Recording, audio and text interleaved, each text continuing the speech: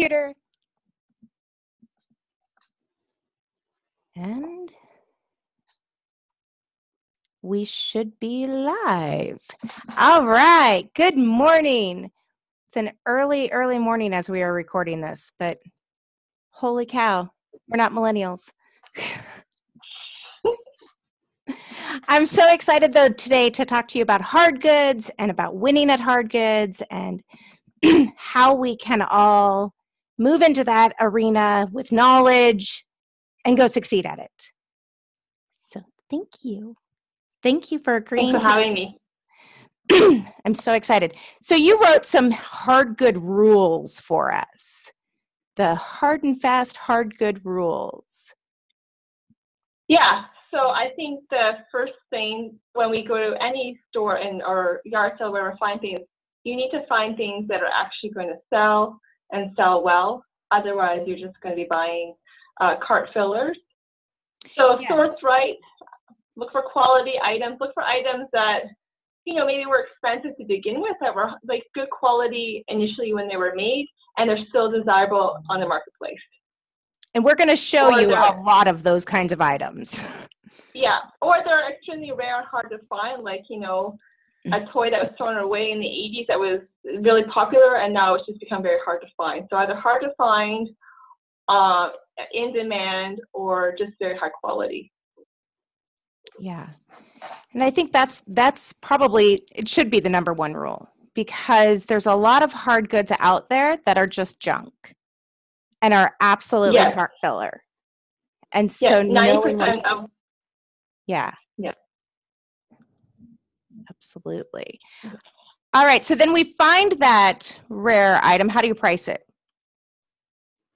So I personally look at completed sold on eBay, and I'll also check on how they sold. And some things will sell at auction, but they have to be super rare, super desirable to go at auction.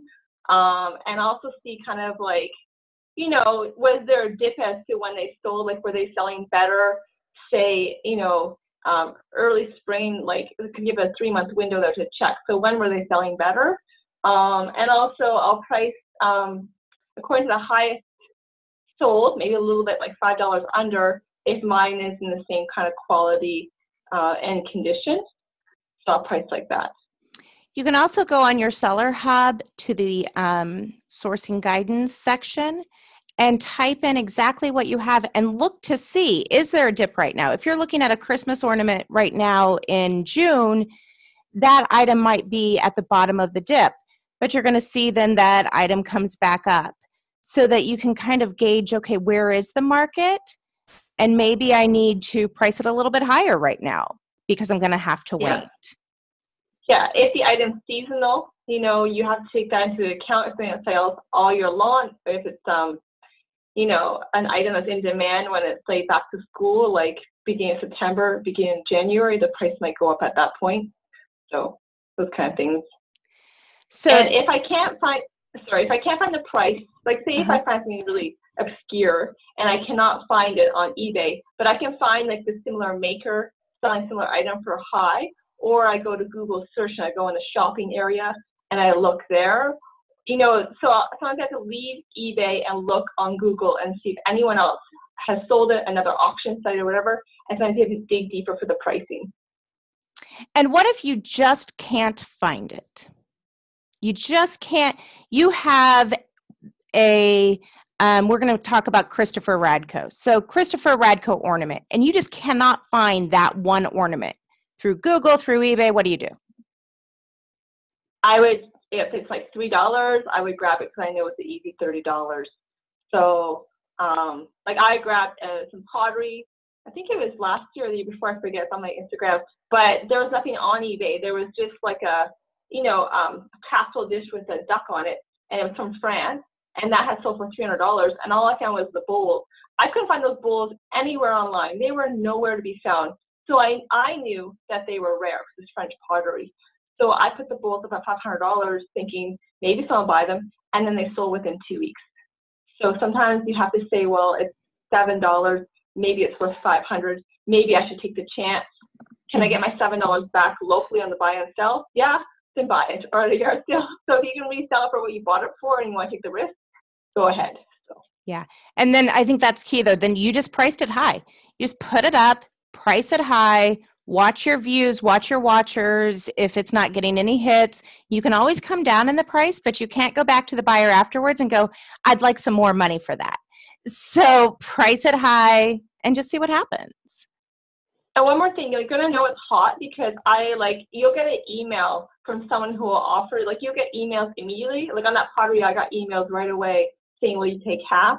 And I put a Starbucks mug up for auction, the same thing. I put up for no reserve, and immediately I got emails, will you take $70? My wife broke hers, all these excuses. And I was like, I think this is really hot. And it sold for a lot at auction. So you'll get emails right away, people asking you for a deal because they want it. Yeah, that's when you know don't take the deal because they know that it's worth the full price there. And sometimes it's an indication that if that's really rare, it should go for auction. Yeah. All right, so I've got an idea. I should buy it. How do I photograph it? How do I get it ready to put online? Okay, so you're going to clean it down. Like no one wants dirty items they have to pay top dollar for. So make sure it's clean, make sure it works. And I take all my photos on a simple white background. I just use dollar store 50-cent Bristol board and just keep it clean and simple. Have nice bright photos and show any pictures of any flaws. I take pictures of flaws and I circle them, and I make sure that everyone knows. So I use, there's a editing option on your photos on your phone. I just use that and I mark up and I circle the problems and I make sure those photos are in the condition notes. I put the notes in there and in the photos they're there so people know that there's a chip or there's a flaw. So those kind of things. But yeah, good white background, simple. Don't get fancy on eBay. Just keep it simple. Yeah, totally agree. Totally agree. And then you want to, in your title, you're wanting to put all of those keywords, any keyword that you've seen other items sell with, if it's a similar item, be really aware of those keywords. And then your fourth tip, I love this, have patience. Because I think so often we want to sell it right away. Like I know it's worth $500. I want to sell it today, but have patience. Yeah, and if you sell it, say $500 item for $100, you know who might be buying the item? Someone like me. Who would be scouting eBay and be like, that person is not, selling it properly. I can buy that. Wait till Christmas and then sell there and then make $400. So by pricing it too low, you're just losing money.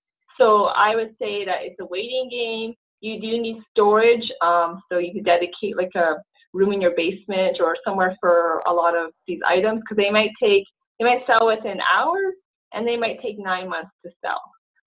So you have to be very patient, but you'll get rewarded and get paid top dollar, so it's worth the wait in my opinion. Yeah, because a lot of these items are not auction items. You are waiting for that one buyer. And so if you put it up at a 99-cent auction, that $500 item is going to sell for 99 cents, like you said, to somebody like you who knows I'm willing to wait 6 months for that one person who's willing to pay $500. Especially a collectible, because a collectible is usually a gift. Same thing with other platforms. A collectible is purchased usually by the collector who got paid on payday or by someone who's buying it for a gift. They have a budget. Say you give me a budget for $100 to buy a teacup for a gift. Then I'm going to buy a $100 teacup for a gift. I'm not going to buy $4 or $5 ones. I'm going to buy $100 one. So if you price a teacup too low and my budget's $100, I'm going to look past your teacup and buy the one for $100 because there's that guilt complex. When you buy a gift for someone, but you want to spend what you have in mind in your head. That's the budget, right? So just keep your items well priced with market value. Absolutely. And then the last one involves shipping. So I come home with this amazing duck pot, and I know it's great. But before I list it, I think this is great advice. Get a box, get all your packing material, know how you're going to ship this stinker. Yeah, and the person's paying top dollar. If you want to do $10 items and put them in shoe boxes you got secondhand somewhere or ghetto boxes, go ahead, do dumpster boxes. But if someone's paying up for your item, do not be afraid to add $2 and a little, like maybe $4 to the shipping if you want to cover the box and the bubble wrap. Because that person say is paying $500, I think that you sourced it, you cleaned it, you presented it, you sold it. Don't forget about the packaging and the presentation and the care with the shipping. That client wants to feel like they went to a resale store and had a good experience. So, and then you're going to get great feedback as well. So just make sure the whole process is clean. Just get a variety of boxes. Go to your local shipper supply. That's your best bet. It's usually cheaper than going on Amazon or whatever. And then they'll have a variety of sizes, and just keep a variety on hand. So you're not scrambling when something sells. Yeah. And I think it's important to also, because then you can know the weight of your item. I see a lot of people get in trouble because they are just setting the shipping based off of what other people are charging. Well, this guy charged $12, so that must be enough. But a lot of times that seller has built part of that shipping price into his cost of good, into the cost of the item. And so then you go to ship it and you're like, this costs $30 to ship.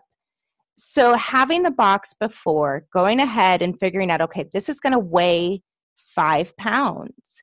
This is the one time, use the calculated shipping if you need to, so that you're not going to get stuck on the back end with this huge shipping charge that you haven't accounted for. Yeah, and once in a while, that happens to me, but not very often anymore, because the more that you ship, and I do use the flat rate boxes as well, but I will not use a flat rate box for a lot of glass or, like those long puzzle boxes for a mirror. Those will always break. I've been there, I've done that. Don't ship a mirror in those thin flat rate puzzle boxes. They'll break. But anyways, so just the more that you ship, the better you're going to get at the pricing, and you'll know. So, and then usually if my shipping is really high, say it's like $60, $50, I'll put in the listing description, any shipping overages will be refunded. So the client knows that, because if it's, say I'm in Montana, California, it's going to be cheaper than shipping to Florida. So. But don't think that high shipping cost is going to keep people from buying. Those collectors, I find that I've gotten messages when my shipping is too low that they're concerned about buying it. And I'll get a message that says, are you going to ship this in a box with bubble wrap? Because they want that shipping cost to be appropriate. They know what it should cost to ship. Yeah. And if they're like a glass collector, or they're going to know what they pay on average for shipping, and they're going to expect that. So that goes back to sourcing again. The item that you selected at a thrift store, make sure it is worth the shipping. That the person's actually going to pay. Like, you buy a $10 item that weighs, 15 pounds, no one's going to want to pay $25 for shipping on it. So make sure the item, people pay the shipping on it. Yeah, totally agree. I think those are great tips to start off with. What I wanted to do, though, was I wanted to take you virtually through the thrift store with me. So when we're in the hard goods section of any local thrift store, there's kind of sections. There's, the same basic sections in every thrift store you go to. And I know I get this question a lot, and I'm sure you get it far more than I do, of what are you looking for? When you're standing in front of this section, like I'm standing there going, okay, these are a lot of lights. What am I even looking for? How do I know to pick one up and look at it? So I've made Loretta make a whole list here of things she's looking for in every single section of the thrift store. So I'm going to try here, and we're going to share the screen, and I'm going to show you some eBay solds on these different items while Loretta kind of tells us this is why I'm looking for this item, or this is why I think it's good, all of those kinds of things. So let's go here, and Loretta can tell me if this doesn't work. All right, we should be up on this Baldwin brass lamp. Do you see that? So Baldwin is a classic American company, and they sell brass lamps, and they're usually, a golden ticket. So if you find a Baldwin lamp, even though the shade or a pair, they always do very well. And very well is in $70 to $350, and sometimes more. If you have a set of lamps, sometimes it can go for $600. Yeah. So I just pulled that one up because it had the the actual name. So these lamps evidently do have, it does say Baldwin on the bottom. So if I turn over this brass lamp, it's going to say Baldwin. And sometimes the sticker is missing, but you're going to know by the quality. So if you pick it up and the lamp is just very heavy brass and you can just tell it was really well made, I would take the time to look up. Now there's tons and tons of junk brass lamps. So you're going to know it's going to be very heavy and of the highest quality. Oh, awesome. All right. And you also sent me some screenshots. So this is the IKEA lamps here. Yeah, IKEA lamps, they still, some of them are collectible and some are considered vintage. If you go on eBay or Etsy, you're going to see IKEA lamps being sold. So, because they were designed by designers, so people collect them. So do they say IKEA on them? How do I know it's IKEA? Usually you're going to see that little IKEA sticker. Okay. Yeah. Or it's going to be like cheap like IKEA. It's going to be cheap IKEA. Yes. Yeah. But, yeah. I found other IKEA things new in box, those brown boxes, that they come in, looked at the SKU, and it's a winner. So some of the IKEA, like other stuff, still does well. Mm-hmm. Oh, for sure. We've sold a lot of IKEA stuff, even like sheets and that sort of stuff that, somebody's got one and they're looking for something specific. This is one that I look for restoration hardware in everything. Because I know that restoration hardware is just ridiculously expensive to begin with. This one showed, if I can bring it up, on the brass part where the lamp bulb or the light bulb goes in, it actually says here. It will actually say restoration hardware on it, right there. Oh, okay. Yeah. So that's pretty easy to spot too. And anything restoration hardware that you find is at least going to be worth looking up because that's just another really high-end brand. Besides IKEA, these other lamps were expensive to begin with. So just keep that in mind. You're looking at quality. So, and the lighting, another tip for the lighting section is if it's made in Italy, look it up. I have found Italian lights that just say, and then I looked it up and realized it's made by a designer. It's worth a lot. I found a pair that was $1,500. They're currently listing for a set of two that I paid $16 for. So made in Italy, there's a lot of designer lamps. So just if you see that, look it up always. All right. So now we've looked at all our brass lamps. We've looked at our restoration hardware lamps. We are standing in front of the baskets. I think every thrift store has like that one shelf that is just full of baskets. I don't know why, but they all seem to have them. So Longaberger, they don't all sell, but bigger Longaberger baskets, they're all stamped Longaberger on them. Bigger ones with the liner, and ones that have multiple colors on them. So again, we're talking about things that are a little bit different. It's the one that not everybody bought. If you've seen 100 of that same basket, then it's probably not worth looking up. But if you saw that Longaberger basket, it doesn't even look like a Longaberger basket. That's now going to be something to look up, something to, play into, because clearly $350 with $23 shipping, that was worth looking up. And they're not marked, are they? They are. Most of them do say, let me see if I can find a stamp on this one for you. Most of them do say Longaberger on them somewhere. The Longaberger factory just closed down. Of course, this person is going to have no extra photos. And they just sold, their building was actually the shape of a basket, which was kind of cool. Awesome. Let's see if we can find one that shows the stamp. But yeah, these are the waste baskets. Like, who went to a Longaberger party and bought a waste basket? Nobody. So when they did, and that thing gets, here we go. They usually, though, they'll say, See, eBay no longer wants me to look at solds. They want me to look because they want me to be a buyer. Crazies. I'm not a buyer. All right, we're back.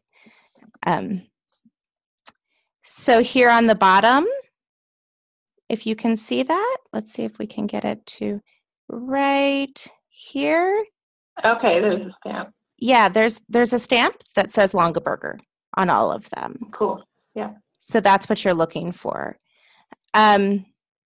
Also in baskets, Pottery Barn is something that I know, Lord, you and I both look for in every section. If it's Pottery Barn, it's probably worth looking up. Let's go over here to the solds. But baskets in Pottery Barn sets, like if it has the entire set, those are going to be, oh, I didn't click on you. Sorry about that. But anything that's, although this one is just the little console basket. So anything in Pottery Barn, clearly we're not to our holiday section yet, but the little bunny. Pottery Barn is you got flip. You got laundry room, pantry, kids' rooms, closets, places for organization and storage. And also if someone's got 3 and they need a 4th, they're going to go online to look for it. Yep. So, yeah. And again, generally speaking, if it's a set, if it has a liner, if it's an odd shape size variety. So it's the giant, waste paper basket, or it's the picnic basket. It's not just the normal, regular, run-of-the-mill basket. You're looking for the different, the weird. Yeah. And there are a lot of baskets sometimes, so I do apologize if you're sitting there looking through 200 baskets. Right. Because like my thrift stores have tons of baskets, so it's hard to know. But once you get to know a winner, you're going to be able to spot them over and over. And there's one more basket too. It's a Nantucket brand basket, and it's a vintage. And it's got like a little piece, almost looks like ivory. It'll have like a white whale on the top or whatever. Those baskets go for $1,500 American, and they're really sought after. I've never found one, but it's, I think, from like Cape Cod, eastern seaboard. So here we go. There you go. What are those called? Rare Nancy Chase basket purse. And these are the kinds of things that you walk past if you don't know. Like if you don't know that crazy basket with that Nantucket scene on the top of it is worth money, then you just walked past $2,000. Yeah, but if you live in anywhere in the United States, this is a possibility because someone went there for a vacation and they purchased it. Or if you live in that area, you're going to find it more. So, yeah, pull out of this, but here on the bottom it says Nantucket Island, so that's how you're going to know that that's a Nantucket basket. Yeah.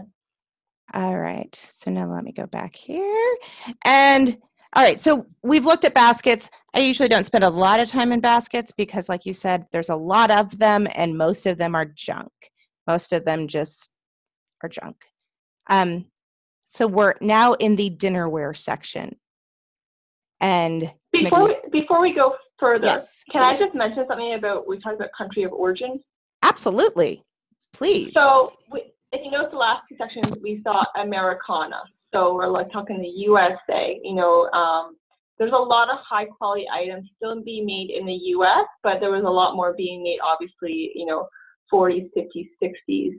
And those items are still very collectible because they were made good quality in the heart of the Industrial Revolution. So Americana is, sought after, and anything like these baskets or lamps, anything still made in America is believed to be of high quality. So just keep that in mind when you source. If it's made in the USA, a lot of times it's worth money. And also other countries. China has its stuff too, so China still makes, good items, and there are items that are sought after as well because they have become collectible with trends and like Star Wars things and things like that, right? But, look for like Italy, Denmark, Sweden, some things made in Canada, but just high quality items that were made in that region that were, again, high quality. So just keep country of origin in mind. But like say Portuguese pottery, there's like tons of it. A lot of that's not worth anything. Or Mexican pottery, a lot of it's not worth anything. So yeah. Yeah. No, that's a great tip, because we do the same thing in clothing. If you see something made in Italy, you want to look it up. So yeah, it's those same skills then. Like if you're coming from clothing over to hard goods, it's those same skills. Where's it made? Yeah. Does it appear to be quality? It's those same exact skills. So yes. Oh, every country too has a winner. So like Chinese, they have their pottery, their high-end pottery, and their cinnabar, which is that red carved ornamental stuff. And and say Mexico, you're going to have really high-end tequila and Western boots.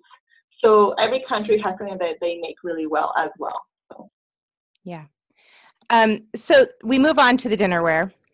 And one of the things you told me once that has stuck with me that I thought was the best tip ever was everybody bought the plates. Nobody bought the gravy boat. So when you're standing in front of that dinnerware and you're like, I cannot turn over every one of these and look it up. Start with those items that were add-ons to the sets, because not everybody bought those, but now they need them. Now they're trying to complete the set. That item's going to be more rare. It's going to be more sought after. So it's going to be worth more money. I love that tip. I do that all the time now. I'm like, okay, where are the gravy boats? Where are the salt and pepper shakers? Or, it's not just gravy boats, but anyway. I agree. Totally. So Mackenzie's Child, they all have this very, very strange kind of whimsical look to them. And sell all the time, some of them for ridiculously good money. Just crazy. They do all say Mackenzie's Child on them. There is a mark, so it's going to say Mackenzie's Child. All right. Let's see if we can come back up here. And there's our Baldwins, these Denby plates, which are so super cool. Denby is classic, and Denby is like really well made. So not all Denby sells, but when I see it, I always look it up. And I don't think those plates honestly look anything special to me, because you look at all the plates, you're like, there are 60 sets of plates here. Like, how do I choose, right? So a lot of it will come with time and recognizing patterns, but it does happen. Yeah, and I was looking at Denby. They all say Denby on the back also. Always, yeah. So that's another one that, and it's finding that here's just a Denby blue mug, $22. I mean, that's just easy. All right. So then you sent me these, which were so cool. This Noritake 3-piece smoking set, which I have to admit, I had no idea what a smoking set was. But if you look at that pottery, you can just tell it's very interesting looking, So if I see something that's really interesting looking like that, like not necessarily something I would buy, but something just stands out, I usually look it up, because I'm like, that's because usually the uglier it is, the better it sells. So yes, true. If it's bright and weird, it will sell. Which is so true. Because who bought the smoking set? Again, we go back to it's rare. Who bought this? And clearly, this must be like a package for your cigarettes, and then I guess that's for your ashes, maybe? I don't know. But so super cool, and not something you're going to see every day. Definitely a bright, bold pattern. It doesn't look just basic. It's very, very different, which is so cool. And sometimes it'll just be sitting there. And sometimes it'll be discounted after the 4th week on the shelf because no one wanted it, and it's at the back, and you're just like, this has been sitting here. So I find sometimes it's really, not very desirable looking. But a customer will like it. It'll just be sitting there for another few weeks. Mm-hmm. Back. Yeah, it's all about knowing what everybody else doesn't know. Yeah. Dansk, I know, is a big one. Dansk is made in Denmark. Is that true? Denmark, yeah. So they just have a very basic look to them, in my opinion. And their pricing just varies depending on what series you find. So, but again, Dansk is high quality and people just need spare parts. Yeah. And clearly, like, this is just a plain set. And you kind of you get the feel for better quality, even plates, because they're heavier. Yeah, they're a little bit nicer. Winners and losers. So every China series has winners and ones that don't sell for anything. So yeah, but it does happen, and sometimes I find at estate sales there'll just be a whole set sitting there, like they're trying, like someone's whole dinnerware set. Because sometimes it's easier to sell the estate sale than it is to haul it all to Goodwill. So I find more dinner sets at estate sales. Now, if you found like this full set, would you sell that locally or would you try to sell it online? For $150, I wouldn't bother online. If it was worth $1,000, I'd probably maybe break up the set, because I wouldn't want to ship all that together. And then sometimes the buyer's going to see you have all those listings, and they're like, can you combine shipping and this, and this? Because they're going to see what else you have. So they'll ask you to combine shipping. Yeah. And but that's going to be a heavy order. Yeah. And this person did do local pickup. But I think that's important to note that when you're buying these things, you really do have to think about, how am I going to ship this thing? And how long is it going to take me to package up 42 pieces of dinnerware so that that one teacup doesn't get broken and I get the item not as described case on the entire set? Yeah, I would put on that set for $150, I think it says, I would walk away. That's one thing too, that if, an item only sells for $20 to $50 in a big piece of pottery or a lot of glass, I just, it's not worth my time. I could sell something else that doesn't break, that's like a puzzle that's easier to deal with. Yeah. So, and also you might have to sit on that item too for 9 months, like that box of china. That's a lot of space. Yeah. Now, I went ahead and did teacups on Royal Albert because, well, because they're just so cool. I mean, look at that. They're just so cool. So tell us about Royal Albert. So Royal Albert is made in the UK, fine china line. Again, they have winners and they have duds. So, because I bought in boxes of china myself from the auction, and you just get a Russian roulette of, variety you don't know you're going to get. And I have, But generally, a lot of them sell for $30, and then they can go first class because they're under a pound. So I'll put them in first class. Again, I use a box, and but usually I do the first class. So, but Royal Albert's all over the map, but they're like the medium. There's even higher. There's Paragon and there's Ainsley, which are two other brands. The Paragon ones can go for $1,000, but they have to be hand painted and signed. But they do exist. Yeah. And the nice thing about teacups and this sort of thing is that they are stamped. So, there is that brand name right on the bottom. So I can just type in Royal Albert Princess Series into my eBay app and see what comes up. Yeah. And one thing, don't blindly buy teacups unless you know what you're buying, because there's a lot of junk. Like 90% of teacups on the shelf are like worth $5. So be very careful. I'm experienced. I know I've done this. I've taken teacups back. I've sold them locally on buy and sell for a wedding lot. So if you, that's one thing you can do too. If you find a bunch at a yard sale, you take them all home with you and some are junk. Put them in your local buy and sell, girls' teacup party, or I don't know, whatever way you want to sell them, and they'll sell locally to someone for the lot. So yeah, that's a great tip too, because I have my fair share of teacup no-lows that not on the lookout for, that I learned the hard way. One more thing, if it has a chip or crack in it, collector's not going to want it. So just walk away. Unfortunately, it's very sad, but do not sell chipped or cracked pottery or hairline cracks. Nobody wants that. Yeah. And sometimes you have to run your finger around the edge, look under, like if it's at the savers or something, pull price tag, because I know around here a lot of times if there's a hairline crack, guess where they put the price? Right over that hairline crack. And so then you get it home and you're like, seriously? So, really look at them to make sure that they're not cracked. All right. Talk to me about Johnson Brothers. This is one I hadn't heard of. So again, another UK brand, stoneware, or sort of ironstone. You called it ironstone?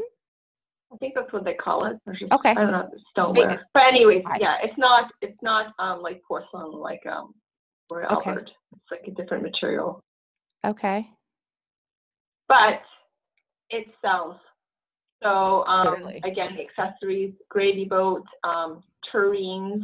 Yeah, this is the soup. Anything that's accessory. The large dinner plates sell, cups and saucers, but you're gonna sell all the accessories first.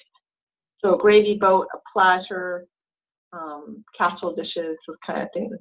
And again, there's junk and there's good stuff. And again, no chips, cracks, whatever. Try to avoid that. I did though list a really rare gravy boat that had a crack because I'm like, it's the only one available, and they're really rare. So I listed it anyway to the crack right on the lid, but. Yeah. All right. So that's our basics to dinnerwares. Kind of to recap, look for the stuff that completes the set.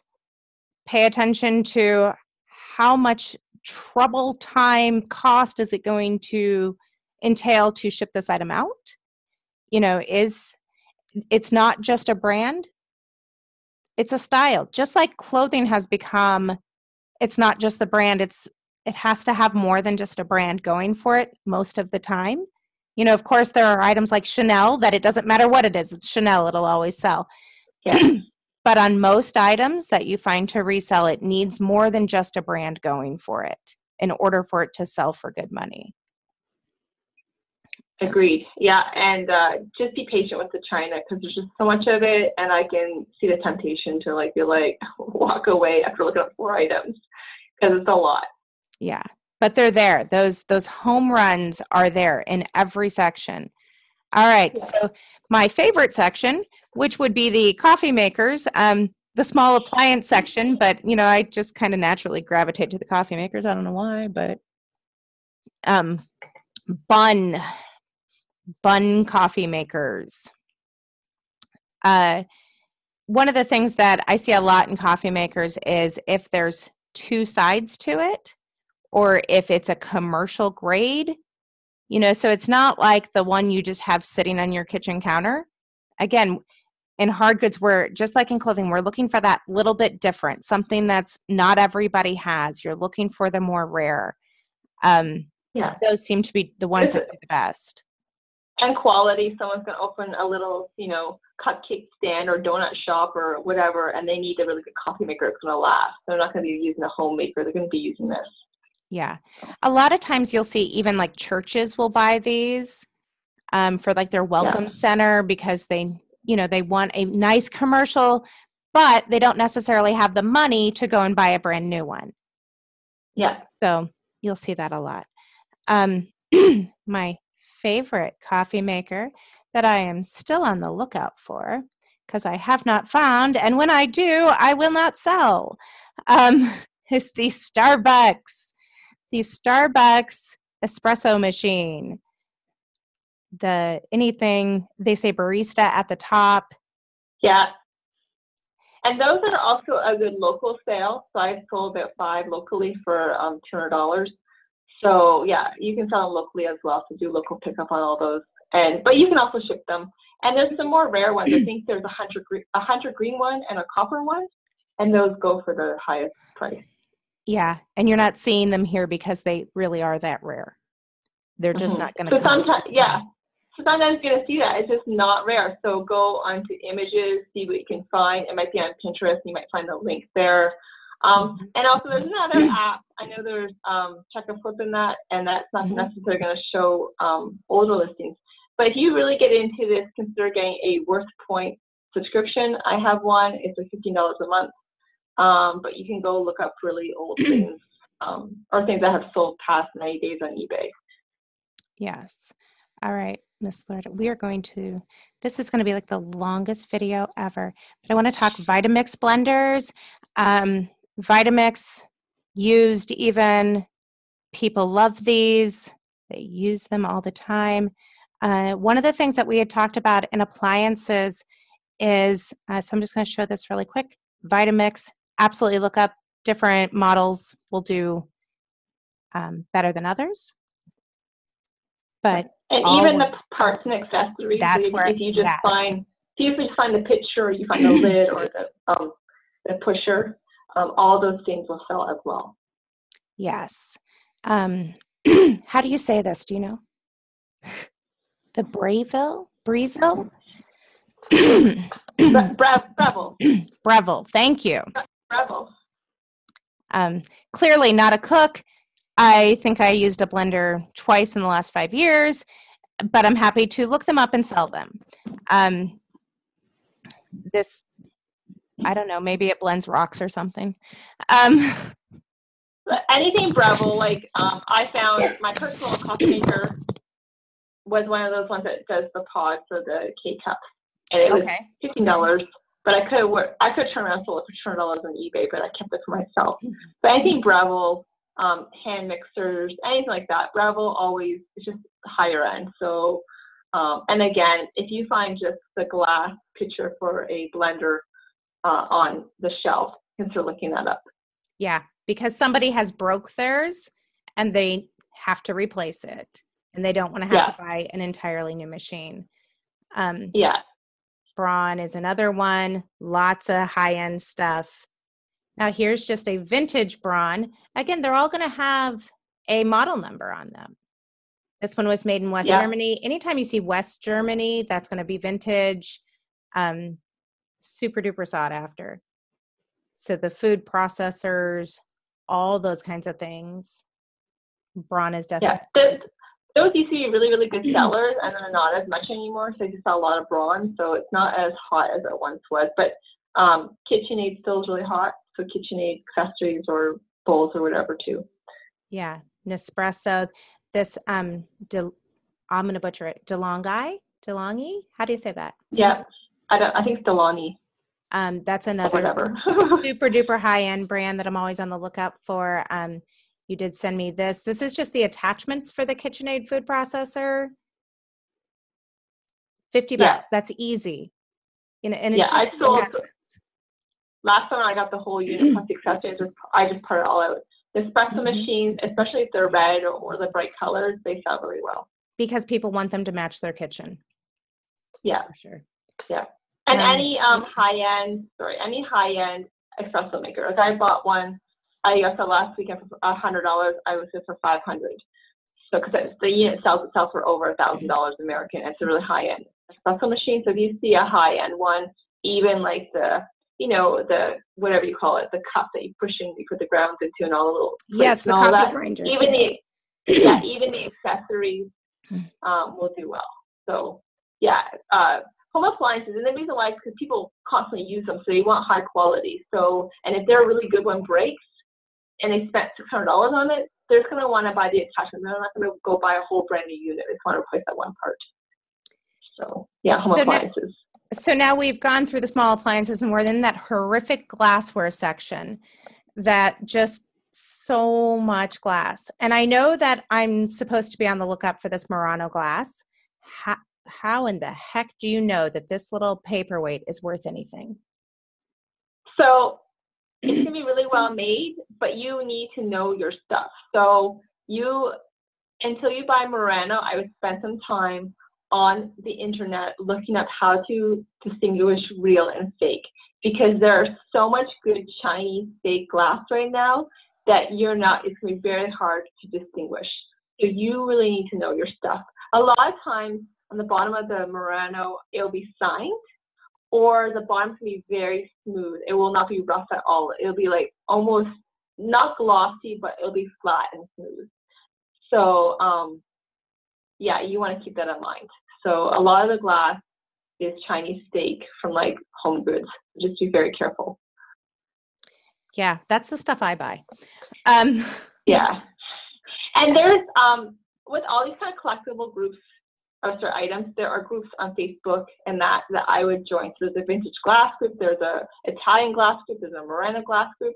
Join those groups, watch the feed, and learn the stuff, and you'll get there. But yeah, if you're going to ask $300 for a paperweight, you better be sure that's the real deal, or you're going to end up in trouble. Yeah. So, but it is out there. It's like you can find it. It's out there. And I find that those Facebook group people, they love that stuff. So they are happy to help. They're happy to tell you exactly why it's good or why it's bad, because they love it. That's their passion. So. Yeah. And for every category, mostly for collectibles, you can go on Facebook and there's going to be a group for it. Mm-hmm. So, yeah. All right. So now we kind of quickly pass that glass section because it's probably what scares us all most. Coffee mugs. I am all about looking at the coffee mugs. I know that personally, I'm looking for tiki stuff. Lots of times that tiki stuff is in with the coffee mugs. Again, you have to look them up. You're looking for older, you're looking for quality. There's a lot of cheap Chinese junk there. Anything Disney 3D, the 3D mugs of the off characters. So anytime you're looking at Disney, Mickey and Minnie are never going to sell for as much as a Grumpy. These are things that are easy to flip. They generally flip very, very quickly. The villain ones aren't in here today because they're more rare. The villains seem to do really well. People don't buy them as much, evidently. And then you said the TV shows, like the old Friends mug. Cheers, like the Cheers glass mug, like the Stein, or like that sells for a lot.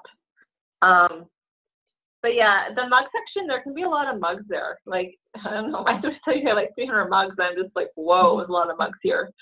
So a lot of those mugs that are like, have a fun saying on them are worth like nothing. So, and then sometimes there's winners and they're worth $100. So the mugs, and for a while, Starbucks was super hot. You could buy a Starbucks mug of any kind and flip it. And it got saturated. So now Starbucks will sell, but it's going to be the super rare tumblers or, the Venti, like the large cups with the straw, the plastic ones, or the mugs. The city icon mugs still go for good money, especially if the city no longer exists. Yeah. Then it's going to be a $4,000 mug or $3,000 mug, but the city is just, say, gone. And then we had talked about Ray Dunn. And I know that there's a lot of Ray Dunn just junk out there, but there's also a lot of Ray Dunn that is worth a lot of money still, that people are still looking for. A lot of people are going just to the Home Sense, I guess in the States it's Home Goods or Marshalls or whatever, because that's where it's sold. And there's going to be stuff that comes out, like, for instance, this fall, there'll be stuff that comes out, like the Christmas stuff or the Halloween stuff. And some of it goes for a lot of money, and some of it goes for $10. So, but I found more Ray Dunn, honestly, at yard sales and thrift stores recently that's worth money. So some are worth $10 and some are worth $100 and some are worth, like, a lot more. Yeah. And Ray Dunn is heavy pottery. So be very, very careful. The tip about not using just a flat rate box to ship them in. If you have this set, I can tell you, you shouldn't do that because it will wind up broken and you will refund them. Been there, done that one. So moving right along, we're now in the electronics section. And what am I looking for in electronics? I know I am always looking for this Marantz. The great thing about electronics for me, because I'm not necessarily an electronics person, is, again, they all have model numbers. It's all generally right on the face. Sometimes it's a little sticker on the back that you can just plug right into your phone and look for, if you find this Marantz amplifier that sold for $600, I'm not worried even if I can't test it in the store if it's 10. Because like we've said before, somebody's still going to buy it for the knobs. Somebody's still going to, buy it for the parts. at $600, I'm definitely going to get my $10 back. Yeah. And the Marantz is good, and so is any of the vintage Yamaha, vintage as in like the silver ones. You know, the silver ones that were like 70s, early 80s. The silver Yamaha, Toshiba, those receivers, and the record players. And a lot of times you can sell online or you can flip it locally in your buy and sell. The record players for us, we can sell one immediately on a local buy and sell, so you have to ship that. And like we were talking about that before, sometimes the needle itself, if you find a spare needle, can be worth $300. Yeah. Sony's another one that I look up. The vintage ones, you know, you're looking for things with lots of knobs. The more stuff that it has, the more the techie guy likes it. But these are cassette recorders. This is a video Walkman. I think all of these are used. Yeah, anything Sony, look it up. And some are associated with, like the other one I think was Guardians of the Galaxy at the top there, associated with TV shows or whatever. That one, there's like Guardians of the Galaxy, the second one down. Yes, it is. Yeah, so sometimes they associate with the show and that brings up the value. But yeah, any of the metal Walkmans that are Sony, like we found a double-sided one that didn't work at all for $200, and it didn't even work. So yeah, a lot of the metal ones will just go for parts as well if it doesn't work. Which is nice to know, because then when you're standing there, I think that's what a lot of people get hung up on is, how do I test it? How do I know if this receiver works if I don't have the other components to test it? You can sell it as is for parts. And then if it works, great, the person's thrilled. If it doesn't, then that's how you sold it, was as not working. You just want to make real sure that you're saying that clearly in your title, in your condition, in your description, everywhere. This is sold as is for parts. Yeah, and some things like those electronics will tinker with, like an old radio or whatever. But as you're moving on to GPS, this is something that I would not sell untested.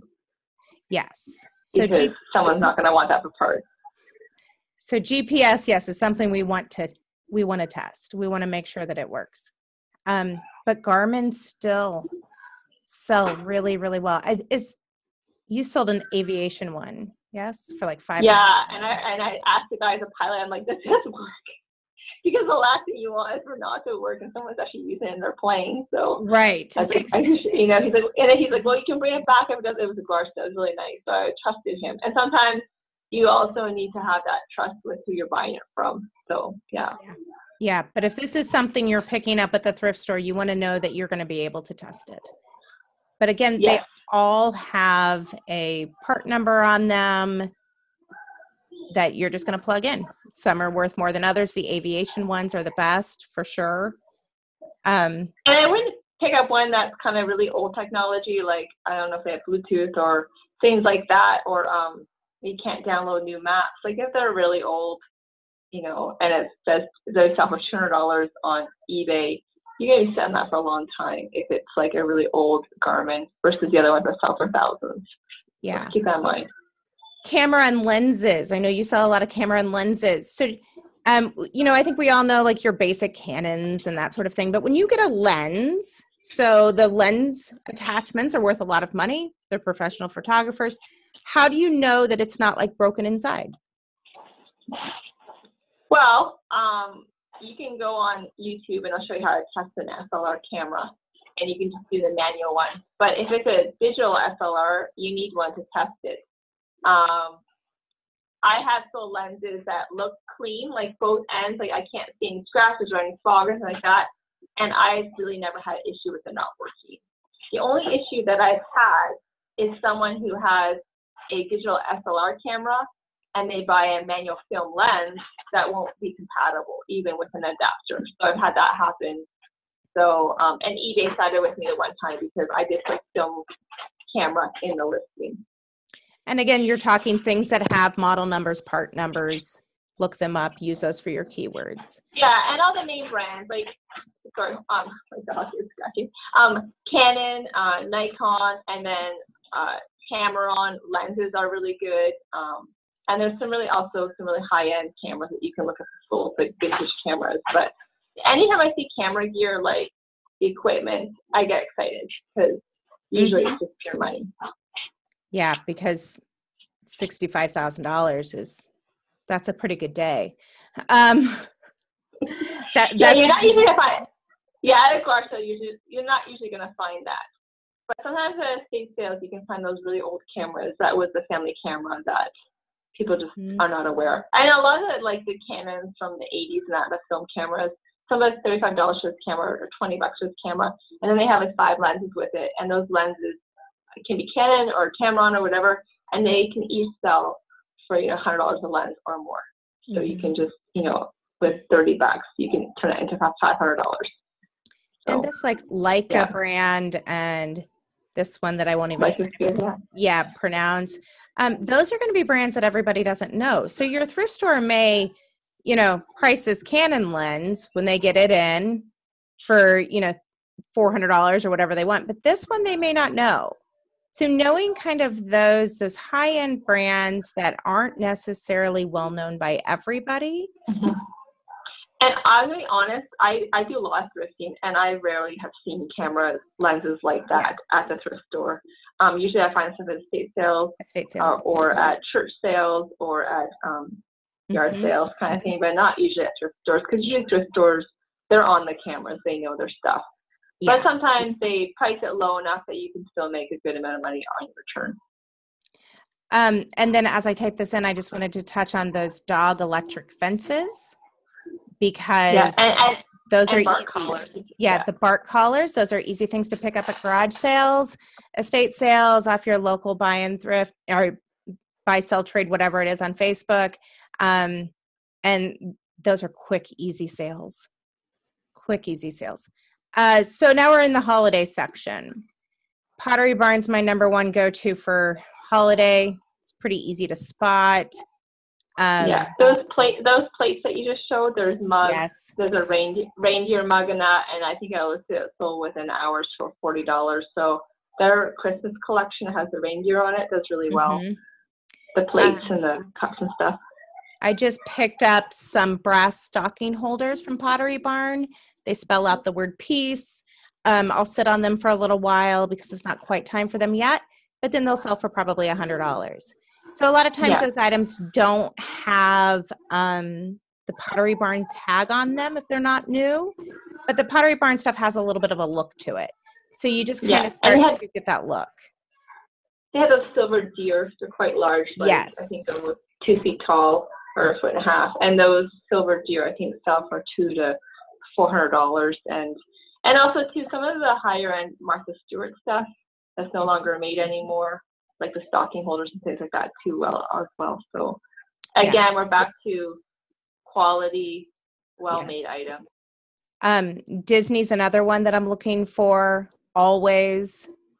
Disney, again, the Mickey Mouse stuff isn't going to sell for as well as Tigger or the Grinch. Anything the Grinch has been really big for a long time. Yeah, and the Grinch, like the little houses and all that kind of setup. And I think that's is that Department 21 with Department 56? Is it Department 56? Yes, so Department 56 is a whole other section. So Department 56, whenever I see that, I look that up because there's a lot of collectibles there that are worth a lot. Yeah. And the Grinch is really well. Yeah, there's nothing in here right now. I may have misspelled it. But the Grinches, the Whoville houses, I promise, you want them. You had shown me one of my longtime bolos. So this is the Murano. There's your espresso and our Walkmans and our Garmins. Christopher Radko, which generally, when I find it, it still has the paper tag on it. Like people keep that paper tag on it.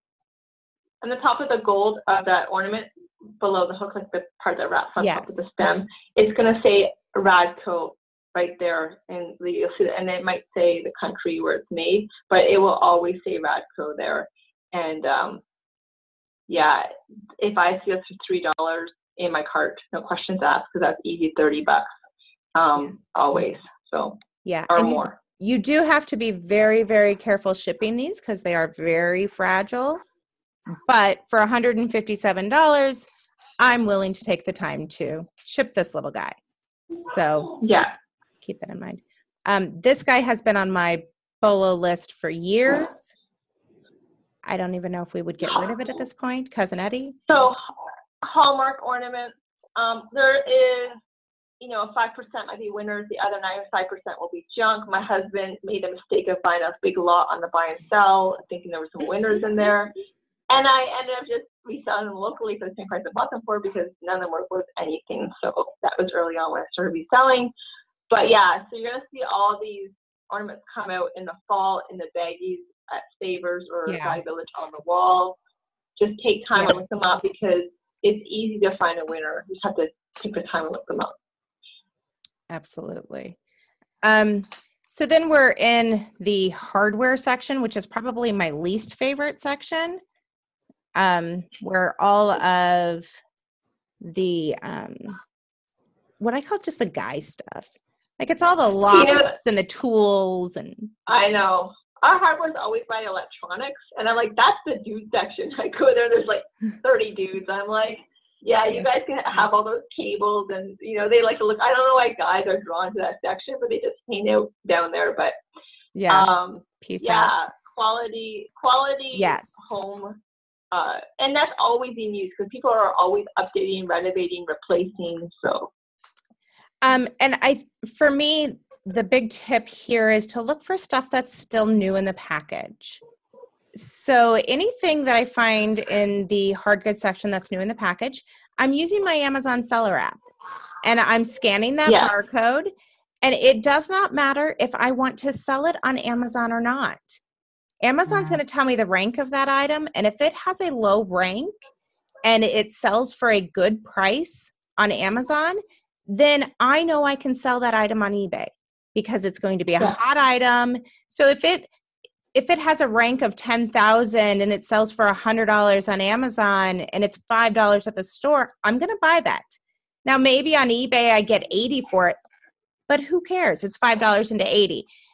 If it has a good rank, so just, these are items that I'm scanning. I'm looking for those new in the package. You'll find them a lot in this section. Dad gets a gift for Father's Day and it just winds up on the Goodwill shelf. Or someone does. Like I find at bar sales I see that a lot. So they'll buy, I was at one and they had all these growy, the rough-in and the trim for showers and things like that. But they wanted more than I wanted to spend. But had they been asking less, I could have put that into $1,000. So even your local buy and sellers, people who renovated, they're done and they have leftover materials. So you can also scoop up on buy and sell like brand new like shower heads like Moen that's still in steel packaging or higher end plumbing brands that will sell on eBay. Yeah, any of those kinds of things. And even like door levers, because if you're doing your basement and you've already done your upstairs and you have the same lever and you can't find any more at the hardware store, but someone's got it on eBay, then you have 4 doors to do in your basement, you can buy the hardware online. Yeah. All right, so now we go past that and we're into the games. So many board games that even if they are not new sealed, that are worth lots and lots of money. Like this premium. I always remember this one because it's the treasure hunt one, because you'll see a lot of cranium games, a lot of cranium caribou games. They are not all good. It's that treasure hunt. You are on a treasure hunt. So always remember. And if they're not complete, I'll still grab it. If for like $2, I'll grab it and put it in my storage, and I'll wait till I find another set, because a lot of times I'll be missing one part. Yes. And so I'll buy one if it's incomplete and just put it aside. So because usually I have found that I haven't always done the complete. So. Yes, but a lot of them you can even sell for parts. I'm going to try and get down here a little bit to where I had seen them. Like the Hero Quest game, Fireball Island. Those are ones that sell. Here's Fireball Island. Brand new for $400. Yeah. So even if it's missing pieces, it's still going to sell. Any Warhammer role-playing, especially like any Dungeons and Dragons, some of the Ouija boards, all that kind of stuff. does really well. So, and again, there's lots of duds, but you're going to find them. And I find a lot of these older games, honestly, at garage sales, estate sales, because in someone's basement or a kid moved out, but they kept all the games. So yes. And again, it's looking for, Gloomhaven. That does not look like a little kid board game. That does not, the cover of it doesn't look like Monopoly. It's not got the family sitting all nice and neat and pretty at their kitchen table. It's Conan, like, I don't know, cutting people down with a sword. That's going to have been a more rare game. Mom didn't buy that for the next door neighbor's kid's birthday party. This would have been sold at like a gaming store, and now it has a cult following of these gamers and that who go to, they have, like, we have a friend of ours who loves Warhammer. Every Friday night, that's what him and his friends do. They play Warhammer and Magic. So there's guys who just love that, and girls. So that's usually who buys it. Yes. But when you're looking for these high-end games, it's not the game that your 7-year-old plays. You're talking about people who have $300 to spend on a board game. That's not your 7-year-old's gift. Give me someone more in the prime of their life willing to spend that on the game. So So when you're looking at the cover of the game, that's what you're thinking. Does this look like it sells to a 7-year-old or to a 35-year-old man? Because I want the one that, so that I'm not standing there and looking up every single one of them. I'm paying attention to, okay, who's the target audience for this game? If it's a 7-year-old, I'm going to pass. Yeah. Just move right along. And again, if they're new in box, I scan on Amazon. Yeah, anything new and sealed, especially puzzles. A lot of puzzles can go for a lot if they're sealed. So, and I have bought puzzles and then had to count them and regret that decision. So I don't buy puzzles unless they're sealed. Puzzles, sometimes higher end puzzles, it will say 500 pieces. It never had 500 pieces. It might have had 498, and that's totally acceptable in the puzzle world. So the only way you're going to know that that used puzzle is actually complete is to actually do the puzzle. So unless you love doing puzzles, maybe we just stick to the meal and sealed. I feel like counting the puzzle itself is a waste of my time as a seller. I don't have time to sit there for half an hour and count pieces. It's just not worth my time. Yeah. Unless the puzzle was worth $4,000, then sure, I'll count it. Right. So then finally now we are in the sporting goods section. Let's just do this. We want to talk baseball mitts. A lot of baseball mitts. Yeah. Good money in baseball mitts. And so because I wasn't ever sporty, you have to learn, okay, how do I know what baseball mitt is good? Some of them are junk, but how is this one $800? But this is a game issued one. They have numbers again on them. They're going to have, clearly if it's vintage, if it looks like that, that's a vintage mitt. That's going to be worth more money. Yeah. And you're going to find left-handed is harder to find. So you're going to find more like left-hand will probably sell faster. Baseball bats. Baseball bats is I always look at bats. You never know. We don't really live in a baseball community, so I don't find it as much. I'll find more other sporting goods. I would find a lot of fly fishing stuff here because we have world-renowned fly fishing. So that's a sporting good. So sometimes in your area, just think about what sport is the most popular and then go for the higher end items in that category. With baseball bats, just like teacups, we want to check for cracks, even that hairline crack.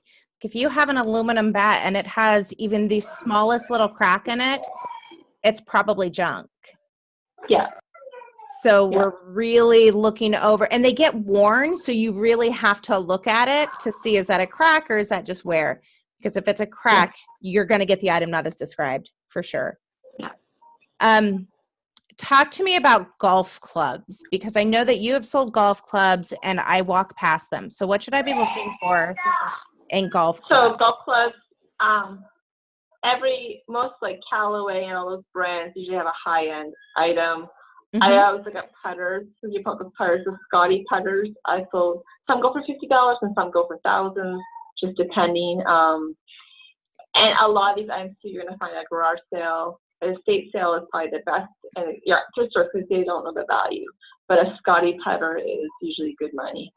Nike, I would say, is a general brand, but always brings money. So you can grab a Nike club for $30 to a few $100 if it's a driver. So not all of them sell for that, but a lot of Nike does really well. And they're not that hard to ship. So the last one I shipped, I didn't even have a box on hand. I just rolled it in I bubbled it, and then I rolled the head in hard cardboard. I rolled the stem in. I had those shipping tubes kicking around from my bubble wrap, the interior tubes, and then I just taped it up, and then I used just my oversized shipping bags, and I just went down. I just taped in the shaft and the head, and I sent it off, and it was like $12 to ship to New York City. So they're not expensive to ship either. So yeah, you gotta get boxes from a Gulf store for free. I've got a box, so I just wrapped it myself. Or you can wrap it like that. But yeah, a set of irons can do well as well. Just a set that you find for $10 can sell sometimes for $80 to $200 to more. So yeah, and again, it's back to looking things up. Sometimes the metal and the wood ones, the old vintage ones, like just the general wood ones don't do well. It's the irons or the hollow woods that are newer, like the Nike and that. So, but if I see Nike, I am always drawn to Nike. I always look it up because usually those are winners. But if you look through this, it's your highest ones sold are always going to be your full sets and your putters, because a guy will buy a new putter. He'll buy the whole set of irons, but then he wants a really great putter. Because the driver and the putter. Yep. Those are your big ones. So if you can just figure out, okay, what does a driver look like and what does a putter look like? Yeah. Start and condition there. matters too. Like it can't be beat to snot. So yes. But all these Scotty Camerons all say Scotty Cameron right on them. So that, again, you're just looking it up. You're just saying, okay, Scotty Cameron, I remember that. Now I'm going to look up this putter and see what it is. Talk to me about rollerblades. That was, here's my Scotty Cameron. Talk to me about so I would have thought rollerblades were done. Rollerblades aren't done? They're not done at all, no. Like those are used K2. K2 is a good brand. So, and then if the wheels are beat up, they can always buy new wheels, whatever. So, but yeah, rollerblades, just make sure you charge that. That's free shipping on it. I would charge shipping personally. Yeah, but me too.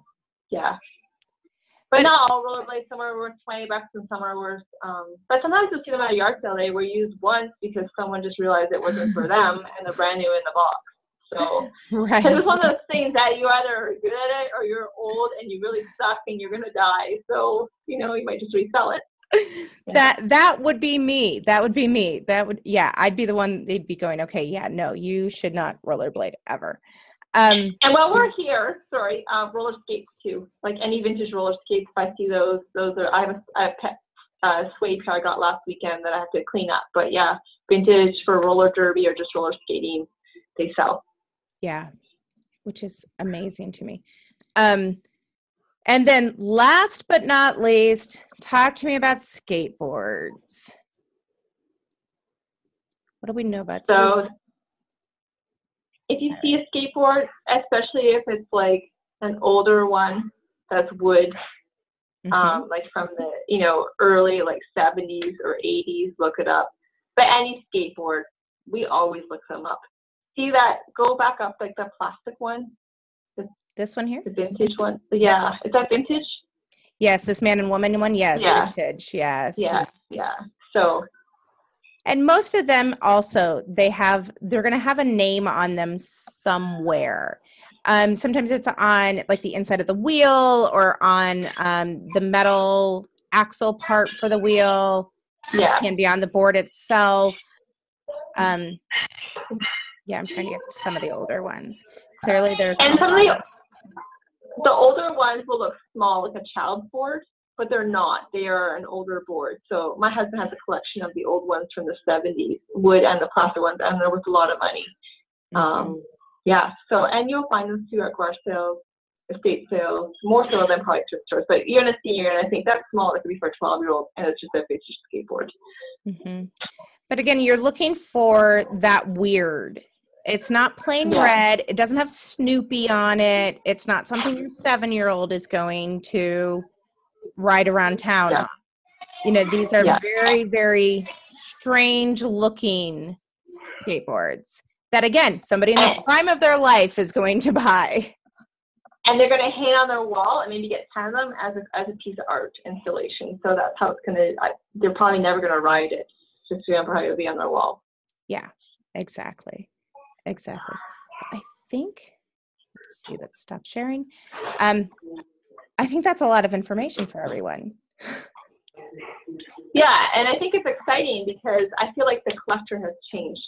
Like what, you know, was selling 30 years ago or 20 years ago, our categories are like completely different. Like, you know, vintage Walkmans are hot, skateboards are hot. Like it's a different buyer.